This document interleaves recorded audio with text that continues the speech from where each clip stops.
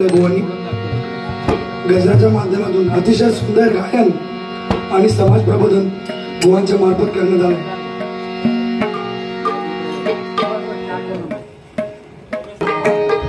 असे बुवांनी सांगितलं, आवाज जरी बसला असला तरी गायन करण्याचा प्रयत्न केला। धन्यवाद बुवा, परत एकदा तुम्ही मोठं मन दाखवलं। बुवा, आज तुमच्या बरोबर बारी करण्याची जी संधी उपलब्ध झाली, मला पहिली बारी करण्याची, हे खरंच माझं भाग्य समजतो। एवढे समजूतदार बुवा माझ्या जोडीला दिल्याबद्दल प्रकाशजी राणे बुवा आणि धुळे कुटुंबियांचे मी खरंच आभार मानतो।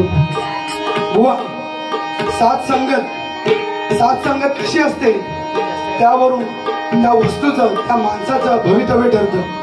बुवा, एक साधू असतो, खूप तहान लागलेली असते, चालता चालता तो जातो आणि एका कुंभाराच्या दुकानात जातो, कुंभाराच्या घरात जातो, घरापाशी जातो आणि कुंभाराला म्हणतो, मला तहान लागली आहे, पाणी मिळेल का थोडं? कुंभार दाराशी येतो आणि म्हणतो, थांबा, मी पाणी घेऊन येतो। तोपर्यंत साधू दरवाजात उभा असतो। दरवाजात उभा असताना तो पाहतो तर काय एका बाजूला मडक्यांच्या राशी लागलेल्या होत्या आणि एक मडकं एका बाजूला असंच पडलं होतं वेगळं। न राहून साधूंनी त्या कुंभाराला विचारलं, हे मडकं वेगळं का ठेवलंय? त्या सगळ्या मडक्यांसोबत का नाही ठेवलं? तर हसत त्या कुंभाराने उत्तर दिलं, ते मडकं फुटलंय, काही कामाचं नाही। तर साधू म्हणाला, मी ते मडकं घेऊ शकतो का? तुमच्याकडून विकत घेऊ शकतो का? की मला हेच मडकं विकत हवंय। तर कुंभार म्हणाला की या फुटलेल्या मडक्याचं तुम्ही काय करणार? साधू म्हणाले, मला हेच मडकं विकत हवंय, मला दुसरी तुमच्याकडे चांगली मडकी नकोय। साधूंनी ते मडकं विकत घेतलं आणि नेऊन शिवपिंडीवर दुधाच्या अभिषेकासाठी आणि पाण्याच्या अभिषेकासाठी वापरलं। बुवा, सांगायचं तात्पर्य एवढंच की साथ संगत ते मडकं साधूच्या सानिध्यात आल्यानंतर त्याला प्रत्यक्ष शिवाची सेवा करायला मिळाली। बघा, ते मडकं सातत्याने त्या शिवपिंडीवर दुधाचा अभिषेक करत होतं आणि येणाऱ्या जाणारी भक्त मंडळी त्या मडक्याला डोकं टेकवत होते। म्हणजे त्या मडक्याचं, फुटलेल्या मडक्यापासून ते त्या शिवाजींची सेवा करणाऱ्या मडक्यापर्यंतचा प्रवास हा साधूच्या सानिध्यात येऊन झाला। म्हणून बुवा, साथ संगत महत्वाची। सांगायचं तात्पर्य म्हणजे आज तुम्ही माझ्या बुवा जोडीला, ह्याच्या जागी कदाचित दुसरे बुवा असते आणि माझा आवाज बसलाय, या आवाजाचं भांडवल करून त्यांनी बारी खेचली असती, कदाचित, सांगता येत नाही। पण तुम्ही फार मोठे मनाचे बुवा माझ्या जोडीला मिळालाय। एकदा माझ्या मंडळाच्या वतीने त्यांना आभार मानतो। बुवांनी सांगितलं की जर बायकोने आपल्याला पाठिंबा नाही दिला या भजन करण्यासाठी, आपण भजन करू पण त्या भजनात गोडी राहणार नाही। आपण इथे भजन करणार आणि घरचं टेन्शन घेऊन आपण इथे भजन करणार, त्याला काय अर्थ नाही बुवा। पती पत्नी म्हणजे संसाराच्या गाड्याची दोन चाक आहेत बुवा। एक चाक जर व्यवस्थित नसेल तर संसाराचा गाडा हाकणार नाही। आणि हे भजन करण्यासाठी हेच चाक म्हणजे दुसरं चाक पत्नीचं, हे भजनाची जी गाडी आहे आपली, ते जर पत्नीचं चाक नसेल तर ती गाडी कुठे जाईल बुवा? विचार करा। आज आपण इथे डबल वारी करण्यासाठी एवढ्या उशिरापर्यंत आपण इथे थांबलो आहोत आणि आपल्या पत्नी आपलं कुटुंब सांभाळत आहे, आपल्या मुलाबाळांना सांभाळत आहे। एकदा जोरदार त्यांच्यासाठी माझ्या मंडळाच्या वतीने मी आभार मानतो। बुवा, देवावर विश्वास ठेवायचा का नाही हा प्रत्येकाचा प्रश्न आहे। एक छोटीशी कथा सांगतो बुवा। एक वृद्ध घरात अंथरुणाला खिळलेला असतो, अगदी त्याला पाणी भरण्यापासून, जेवण बनवण्यापासून, त्याच्या सर्व सकाळपासूनच्या ज्या काही आपल्या क्रियाकर्म असतात ते करण्यासाठी त्याच्या मुलीला दिवसभर राबावं लागायचं। ते करून कामधंदा सांभाळून त्या वृद्धाची सेवा करायला लागायची, म्हणजे त्याच्या वडिलांची सेवा करायला लागायची। एकदा ती मुलगी एका साधूकडे गेली, साधूंना म्हणाली, साधू तुम्ही माझ्या घरी येता का? माझे वडील फार आजारी असतात अंतरुणाला खेळलेले असतात. तुम्ही जर घरी आलात तर तुमच्या पावलाने म्हणजे देवाच्या पावलाने कदाचित त्यांच्या प्रकृतीत सुधारणा होईल आणि ते बरे होतील. साधूंनी हसत हसत होकार दिला आणि दुसऱ्या दिवशीच ते त्या मुलीच्या घरी गेले. मुलीच्या घरी गेल्यानंतर त्या वृद्ध माणसाच्या चेहऱ्यावर तेज आलं.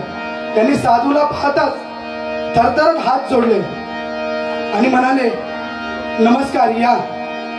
आणि त्यांनी पाहिलं की त्यांच्या बाजूला त्या वृद्ध माणसाच्या बाजूला एक रिकामी खुर्ची ठेवली होती. ज्या क्षणी साधू घरात येत होते त्यांनी पाहिलं की ते वृद्ध त्या खुर्चीशी काहीतरी बोलत आहे. साधूने न राहून त्या वृद्धांना विचारलं, एक विचारू का तुम्हाला, तुम्ही त्या खुर्चीशी काय बोलत होता? तर त्या वृद्ध माणसाने उत्तर दिलं, मी त्या खुर्चीकडे माझा देव बसलाय असं समजून मी त्या खुर्चीकडे पाहून त्यांच्याशी बोलतो. मी सगळी त्यांची दुःखच माझी त्यांना सांगतो, माझ्या विवंचना त्यांना सांगतो आणि माझं मन हलकं करतो. मला काही जागेवरून उठता येत नाही, पण माझा देव माझ्यासाठी त्या खुर्चीत येऊन बसतो आणि माझ्याशी बोलतो आणि माझी दुःख ऐकून घेतो. एवढंच माझ्या मनाला शांती लागते. वृद्ध हसत हसत त्या बाबांना नमस्कार केला आणि निघून गेले. काही दिवसांनी ती मुलगी परत त्या साधूंकडे गेली. म्हणाली, मी तुम्हाला माझ्या बाबांबद्दल सांगितलं होतं ना, त्यांचं 2 दिवसापूर्वी निधन झालं. तर साधू म्हणाले, बाळा, जन्म मृत्यू हे आपल्या हातात नाही. जो जन्माला येतो तो मृत्यू पावतोच. पण त्यांची पुण्याई फार होती की ते साक्षात देवाशी गप्पा मारत होते. रिकाम्या खुर्चीत बसून का होईना, बघून का होईना, पण ते गप्पा मारत होते. त्यानंतर घडलेली कथा त्या मुलीने सांगितली. ती मुलगी सांगत होती की माझ्या बाबांना साधं जागेवर उठता येत नव्हतं, पण ज्यावेळी मी सकाळी गेली कामावर निघताना, ज्या बाबांना भेटायला गेली, त्या बाबांनी प्रेमाने त्या मुलीच्या तोंडावर हात फिरवला, तिच्या कपाळावर मुका घेतला आणि ती मुलगी कामावर गेली. तिला थोडी विचित्र वाटलं, पण तिला वाटलं असेल की कदाचित साधू आल्यामुळे बाबांमध्ये थोडी सुधारणा झाली असावी, म्हणून ती कामावर निघून गेली. घरी येऊन पाहते तर काय, बाबांचं डोकं जे होतं ते त्या खुर्चीत होतं. म्हणून त्यांनी त्या साधूंना विचारलं. त्या साधूंनी सांगितलं, बाळा, तुझे बाबा फार नशीबवान आहेत. साक्षात देवाच्या मांडीवर त्यांनी प्राण सोडलाय. असं मरण यायला खूप भाग्य लागतं. साधूंनी आभाळाकडे हात करून म्हणले, देवा, मला मृत्यू देशील तर असाच दे. फार पुण्याचा मृत्यू या बाबांना मिळालाय. मला असाच मृत्यू दे, मला असाच मृत्यू दे, मला असाच मृत्यू दे. सांगायचं तात्पर्य, बुवा, आपण देव कुठे पाहतो, कशात पाहतो ते आपल्यावर आहे. आपण माणसात देव पाहतो, दगडात देव पाहतो. एक दगड असतो, त्या दगडावर कोरीव काम चालू असतं, तर तो फार ओरडत असतो. तर दुसरा दगड त्याला म्हणतो, अरे का ओरडतोयस, होतं तुला दिसत नाही? तो कारागीर माझ्या अंगावरती म्हणजे दगडावरती कोरीव काम करतोय चिनी हातोडीने घेऊन. तर तो ओरडत असताना तो फार ओरडत होता, म्हणून त्या कारागिरीने त्या दगडाला बाजूला ठेवलं, अर्धवट काम तसंच ठेवलं आणि तो दुसरा दगड घेतला आणि त्या दुसऱ्या दगडाची सुंदर मूर्ती कोरली. आता तीच मूर्ती काही लोकांनी येऊन विकत घेतली आणि मंदिरात स्थापित केली. बुवा, सांगायचं असं आहे की आपण आयुष्यात दुःख झेलतो, अनेक वेदना झेलतो, पण त्या आपल्या पुढील भावी आयुष्यासाठी फार महत्वाच्या असतात. त्यातून आपण घडतो. बुवा, जास्त वेळ घेत नाही. बुवांनी जशी सांगितली जुनी गाणी, पूर्वी बघा गावी आपल्या मुंबईत पण सुद्धा सत्यनारायणची पूजा असली की आपलं ठरलेलं गाणं, आणि ते गाणं अजूनही आश्रमवर आहे. बुवांनी फार सुंदररित्या सादर केलं. मी प्रयत्न करतो सादर करण्याचा. धन्यवाद.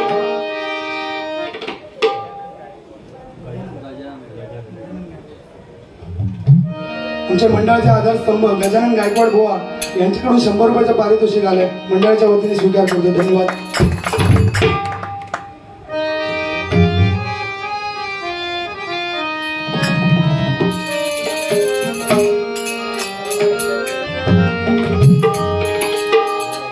श्री हरी जगत पिता दूर करी तो व्यथा. श्री हरी जगत पिता दूर करी तो व्यथा. दूर करी तो व्यथा.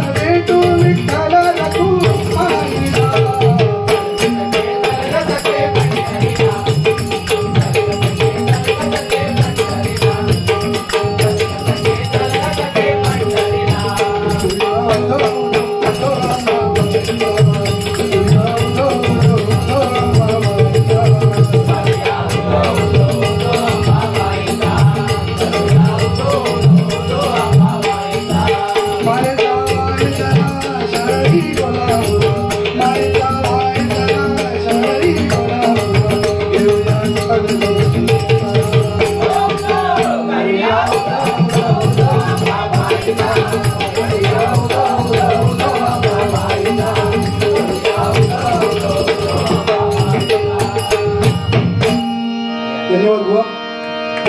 जशी जुनी गाणी होती तशी आता नवीन गाणी आली बघ.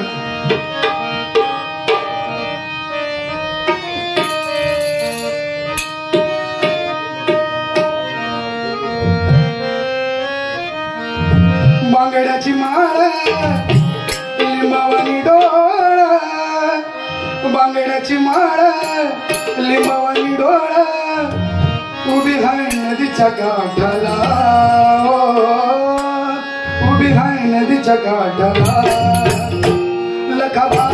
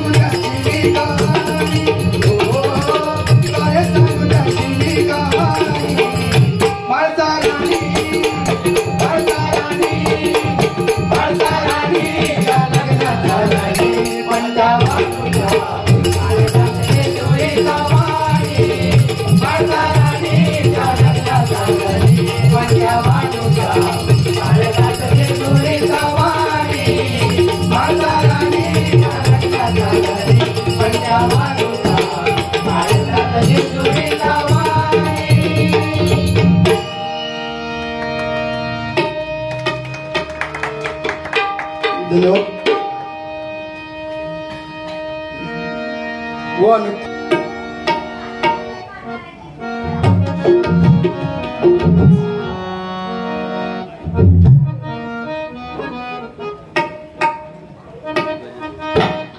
जास्त वेळ घेत नाही, गजराला सुरुवात करतो.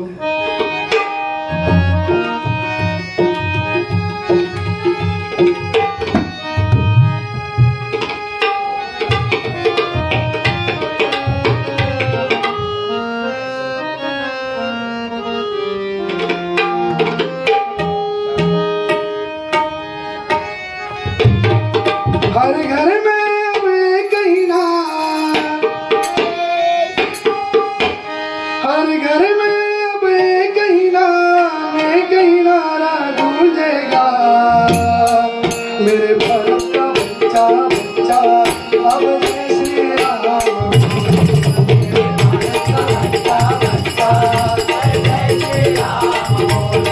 मेरे भारत का बच्चा बच्चा जय श्री राम बोलेगा.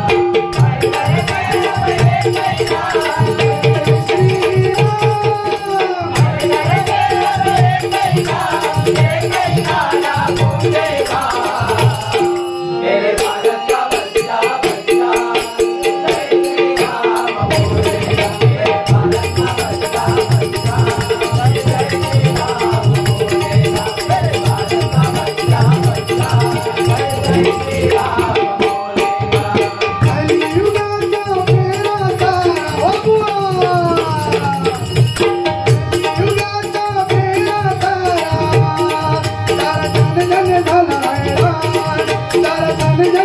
जय श्री राम.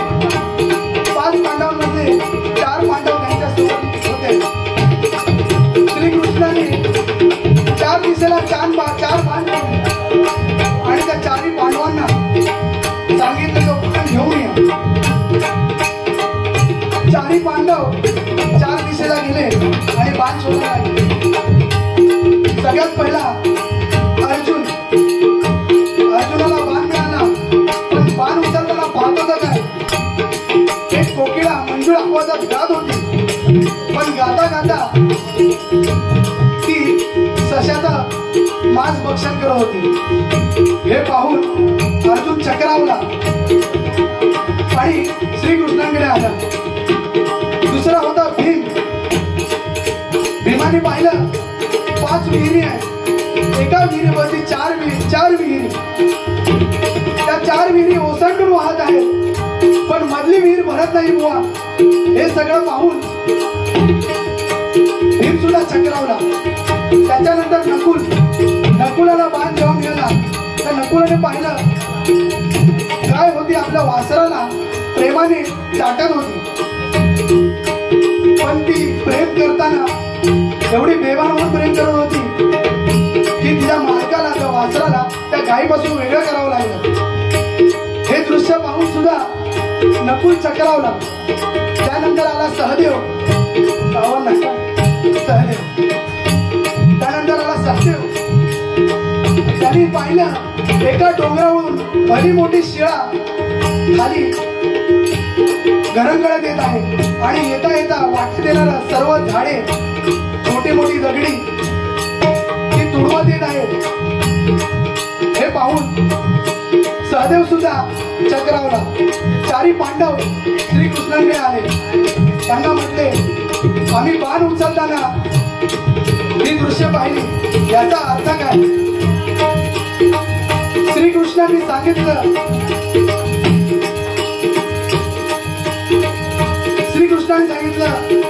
की आजच्या काळात म्हणजे कलियुगात हे जे धर्मगुरू आहेत हे भोंदू आहेत. व साधू चांगले पण आहेत वाईट पण आहेत. गरीब लोकांकडून त्यांच्या परिस्थितीचा वाईट फायदा घेऊन त्यांच्याकडून पैसे उकळणारे, त्यांच्याशी गोडगोड बोलून पैसे उकळणारे. हे उदाहरण अर्जुनाने पाहिलं की धर्मगुरू गोड बोलून बोलून या कलियुगात लोकांचे शोषण करतील. दुसरं जे उदाहरण होतं विहिरीचं, त्या विहिरीचा संदर्भ असा आहे बुवा, श्रीमंत लोकांकडे पैसा भरपूर असेल पण गोरगरिबांना कधी मदत करणार नाही. घोर कलियुग आहे. त्या विहिरीचं उदाहरण देऊन आणि कलियुगाची परिस्थिती श्रीकृष्णांनी सांगितली. तिसरं जे उदाहरण होतं बुवा, आपले पालक मुलांचे अति लाड करतात. म्हणजे जसं ती गाय लाडाने त्या वासराला चाटत होती, म्हणजे एवढं चाटलं तिने, एवढं चाटलं की तिच्या शरीराला जखमा झाल्या हुआ. त्याचप्रमाणे पालक आपल्या मुलांवर अति लाड करतात आणि त्याचा परिणाम कशात होतो बुवा? कशात होतो? प्रेमामध्ये. मुलं बिघडू लागतात बुवा. बघा मगाशी शिवजयंतीचा विषय घेतला तुम्ही. तुमचे तबला वादक माझे परममित्र सहदेव सावंत, खरं तर त्यांच्या इकडे जोरदार टाळ्या होऊ दे. त्यांनी ते स्टेटस ठेवलं. त्यांचं जे स्वप्नपूर्ती झाली, स्वप्न असे बाळगलं बुवा, म्हणजे त्यांच्यावर झालेले लाड हे प्रमाणात झाले म्हणून ते आज ड्राईव्हर आहे. बरोबर? अगदी लाडाने पोरं बिघडत बुवा. हे या कलियुगाचं उदाहरण श्रीकृष्णाने सांगितलं. आणि चौथं उदाहरण होतं हे म्हणजे या शिड्याप्रमाणे माणसं आहेत, ती चारित्र्य जे चारित्र्य त्यांचं घसरेल. ती शिळा ज्याप्रमाणे डोंगरावरून घसरत आली त्याप्रमाणे माणूस घसरेल त्याच्यात आणि त्याचं चारित्र्य ते नष्ट होईल. असे या प्रकारे श्रीकृष्णांनी कलियुगाचं महत्व सांगितलं. पुढे गजरात मी कलियुगात घडणारे आपल्या दैनंदिन जीवनातल्या काही घडामोडी असतात त्यावर मी गजर बुवा सादर करण्याचा प्रयत्न करतो.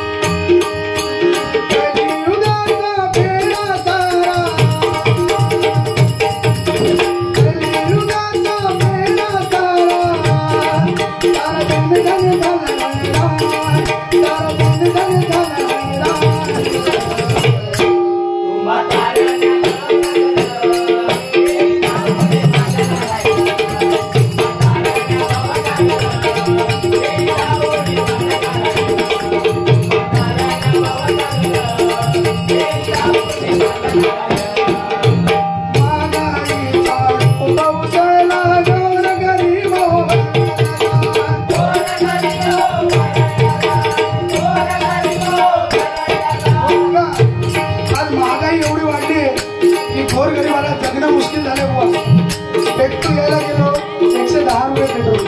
मी गाडी घेतली तेव्हा 37 रुपये लावून. आज किती रुपये वाढले बघा बुवा. महागाई कुठे गेली? आभाळाला भिडली आहे. साधा जेवणाला लागणारा इंधन गॅस आज आभाळाला जाऊन भिडलाय. 1200 रुपये एका अंडीची किंमत आहे बुवा. त्या घरनीने काय करायचं? आपला EMI भरला जातो आपण तरी घ्या करायचं. बघा महागाई कशी वाढली. महागाईचा उसळला गोर गरीब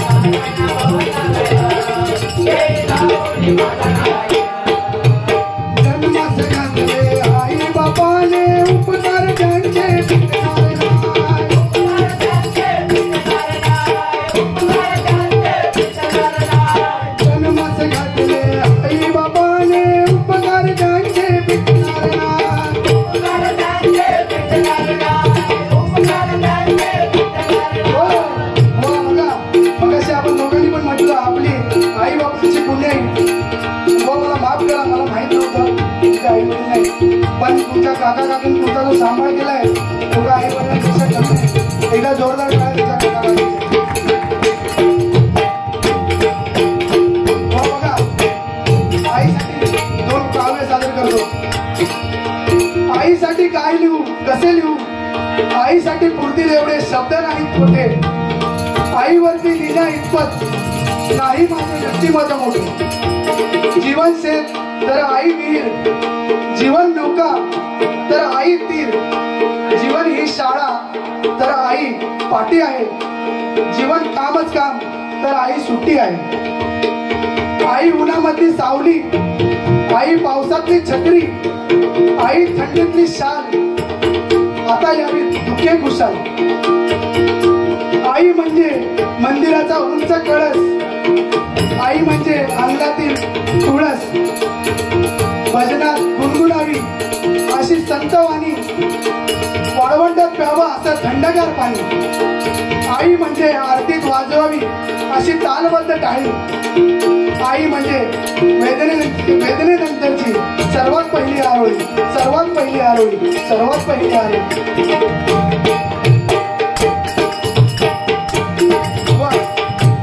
आईप्रमाणे आपल्या वडिलांचंही महत्व तेवढंच आहे.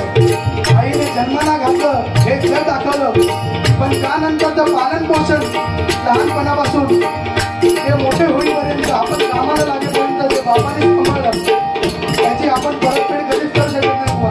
म्हणून बापासाठी 2 शब्द मी सादर करतो. मोठा झाल्यापासून बापाला कधी मिठी मारली नाही. एकदा मिठी मारून बघा, तुमचं हृदय स्थिर होईल. मोठा झाल्यापासून बापाचा कधी मुका घेतला नाही.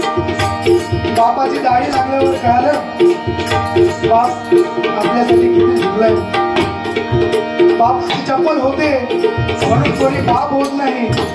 त्यासाठी घरात दुय्यम स्थान घ्यावं लागतं. बुवा बघा, घरचा करता करविता बाप असतो, पण त्याला नेहमी दुय्यम स्थान घ्यावं लागतं. बापाला बाबा म्हणा, खरंच पिताची ओळख होईल. बाप घरावर नाही, हातवर नाही, छातीवर नाही, गाडीवर नाही. म्हणजे आपण नाव लिहितो ना, टॅटू काढतो, आईच्या नावाची टॅटू काढतो, बापाच्या नावाची कधी काढत नाही.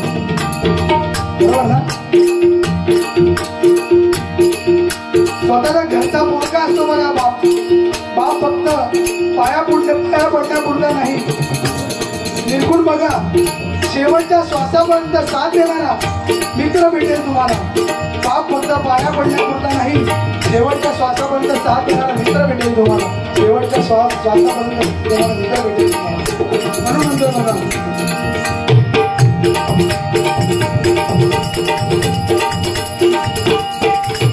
जन्मास घातले आई बापाने, उपकार त्यांचे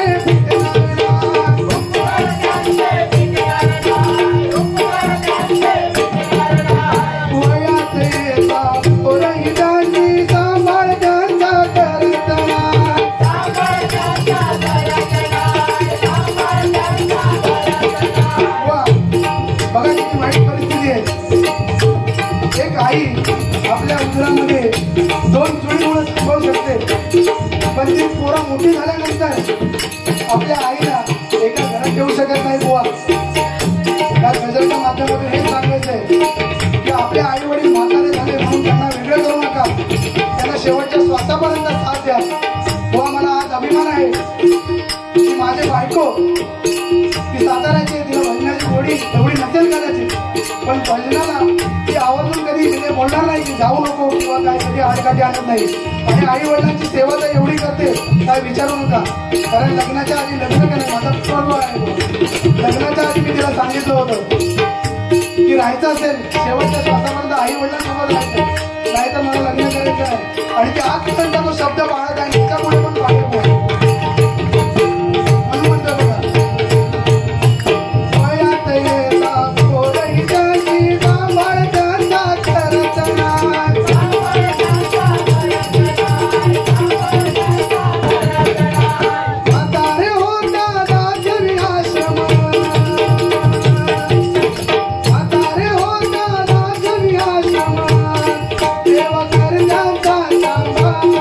सेवा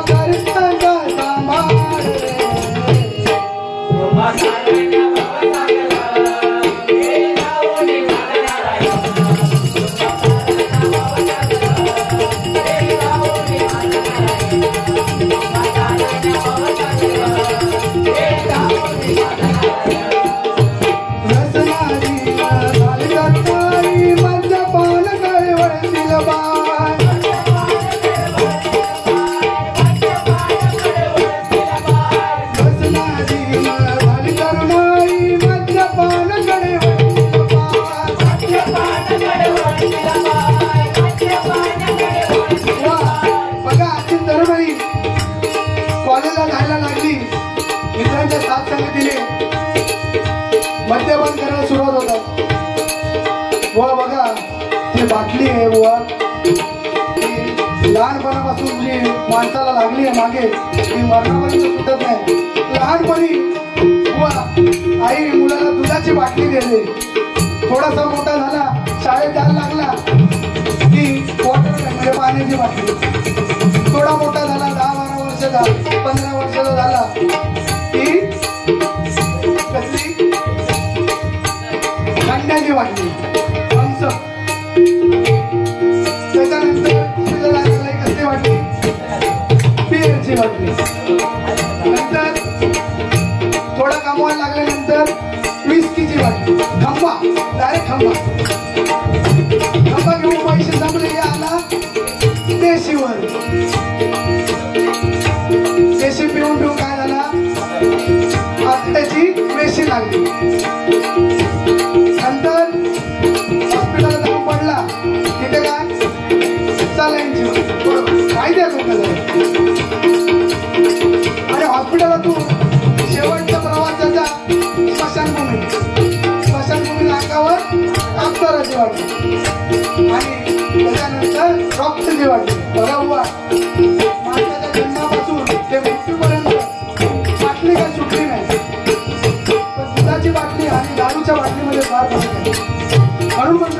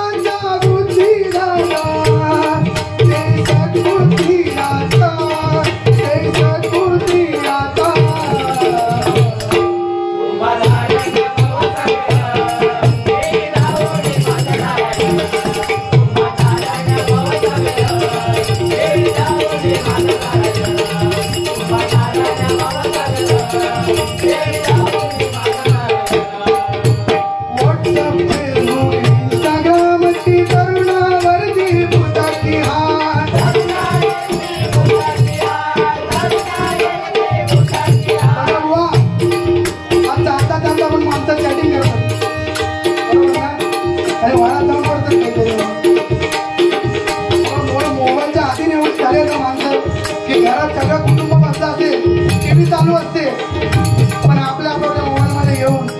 पानकडे इंस्टाग्राम, यूट्यूब शॉर्ट, फेसबुक.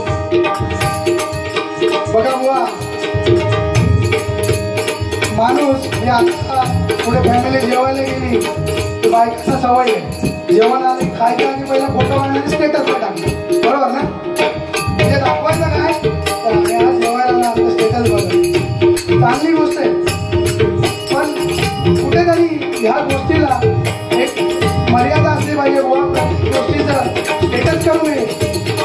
जे काय दिलंय ते आपल्याला परमेश्वराने दिलंय.